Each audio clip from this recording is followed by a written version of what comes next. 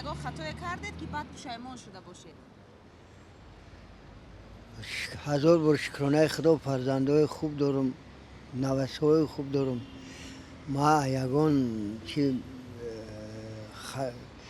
میندارم به همین دولت هم میندارم. تمام میگم زندگیم اهل اویلم خشلو گذشته سازه نشده است این حالت؟ یگان حالت ما داشت بین ما شدگی نیست تا حاضر فرزنده و نوسه و نبیره ها همه حرمت میکنن کردگی همو چی است؟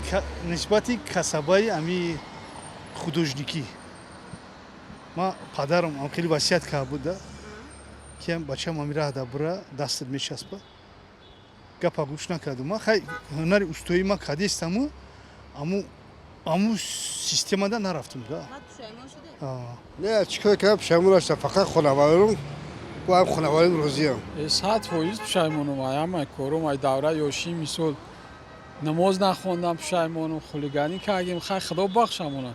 پشیمونی هست همه کار است. 100%. گفتید که پشیمان هستید بیشتر از اونه که نماز نخوندید و نماز نخوندم و همین اسلام اجرا نکردیم ده بیشتر همین پشیمونم. پشیمانی چی؟ یگون پشیمون نشدم. چیزی که آرزو هوس کردم همش در رسیدگیم شکر خدا.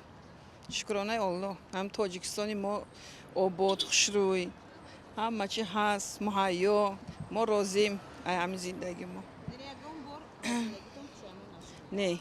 نه یگون بار ایلویم نشوم. اگه اولش که خطا را تکرار کردنش با خطا حساب میشه. برای همه هر خطایی کردیم مثل او تکرار نکنیم بهتر میشه. بزرگترین خطایی که کردید چی است؟ بزرگترین خطا برای انسان همیه که بسیار نمازها قضا میکنی. یکم خطای برای انسان همه گناه بزرگ وقتی نماز در اعتبار نمیگیریم بسیار حرکت میکنیم با قضا میشه.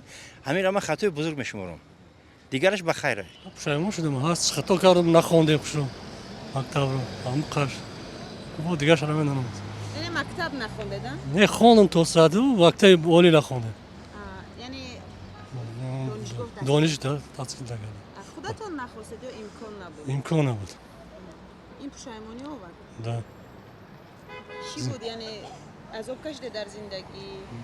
تا که عذاب نکشیدیم خیلی پشیمانی هست.